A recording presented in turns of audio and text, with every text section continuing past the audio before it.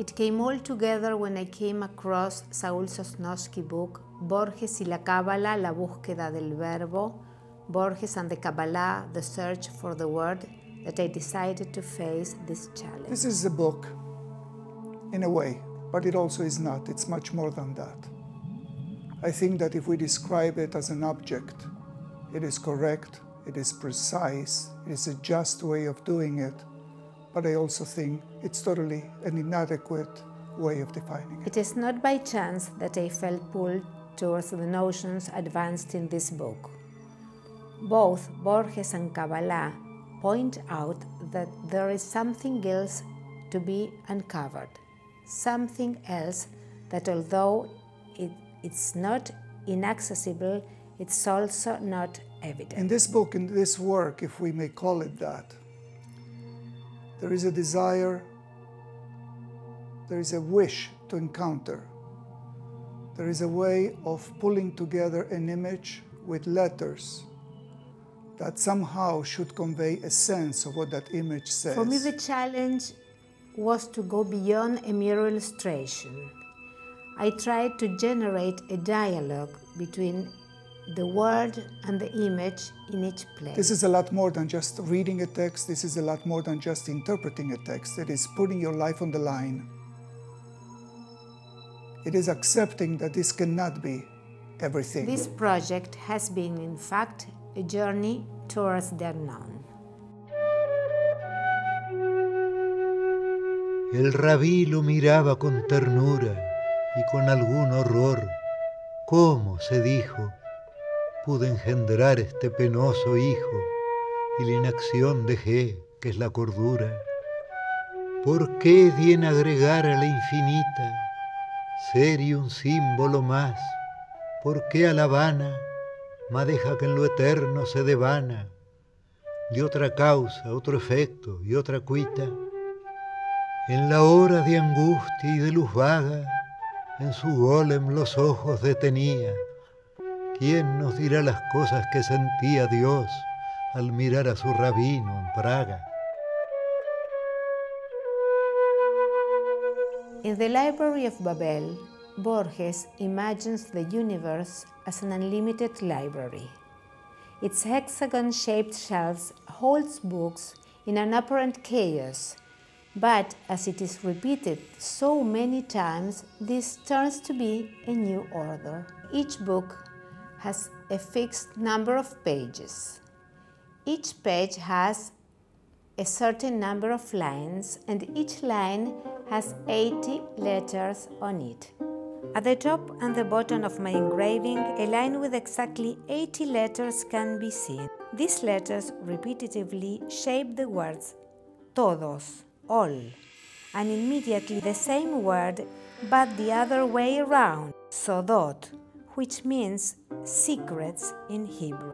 With the intention of expressing the overwhelming sensation of the story, I repeated this engraving twice in the book, one after the other, but in a different way. We can find many symbolism, and they sometimes are self-referring. For instance, the goat and fish represent my own name. If we take out one of the pages of the book and put it together with the next one in any of its 4 possible positions, we'll see that the hexagons Borges spoke about comes into sight, and that the images come one after the other. This way, I feel I'm alluding to the infinite. The poet, a godlike man. With words he crafts the fleeting order of his world. He affirms his word, and with it, humanly, barely humanly, he affirms all.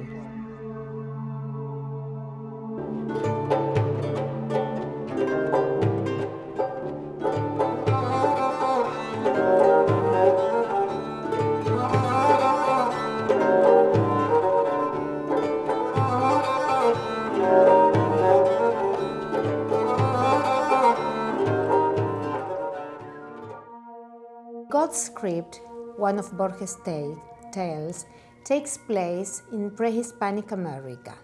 The God wrote a magic formula on the first day of creation. This would only be discovered by the chosen one. To guarantee the transmission from one generation to the other, the god wrote the secret on the tiger's stripes.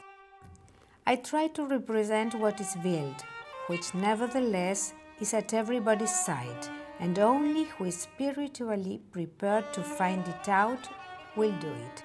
At first sight, you will easily see the shape of a tiger. Many of my characters are walking on its contour. Some of them are biblical heroes. Also, contemporary empires are illustrated. I gathered here worlds of these and other times. El secreto, the secret, is written on this tiger.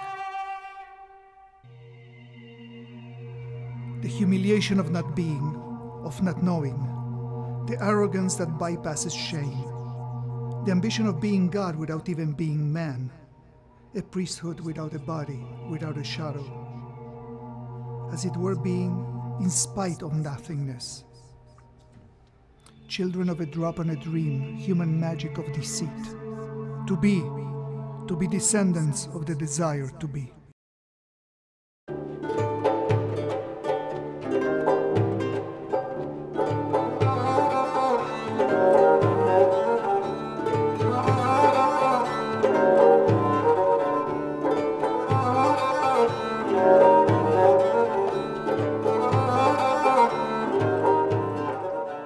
Apparently, The Death and the Compass is a detective story.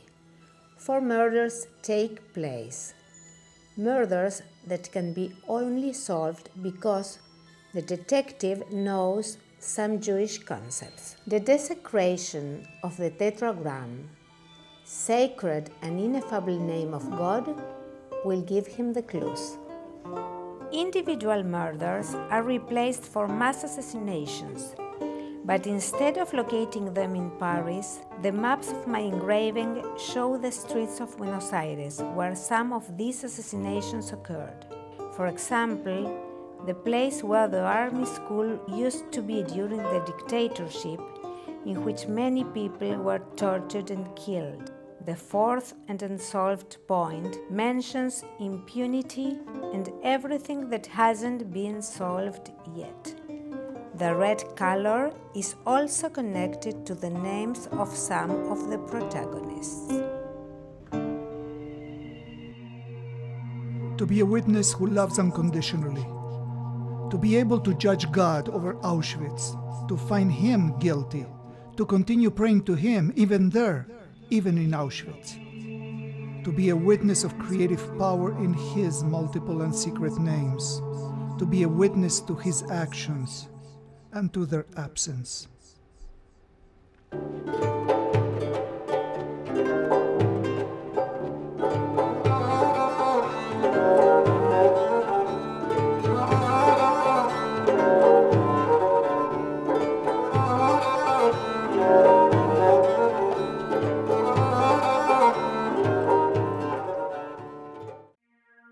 Borges speaks about the red Adam of universe. This engraving represents the biblical story when God makes all the creation pass in front of Adam for him to give a name to each thing. In the book, this page can be unfolded. In the first position, a human's face can be seen, and 3 Hebrew letters, Aleph, Dalet, Mem. Adam, Adom, that means red, Adama, that means earth, can be read. Once you open the page, the letters vanish and the animals come to view. In the center there is a perfectly square room that represents the Aleph, and inside it, the poet, since the poet also gives name to things.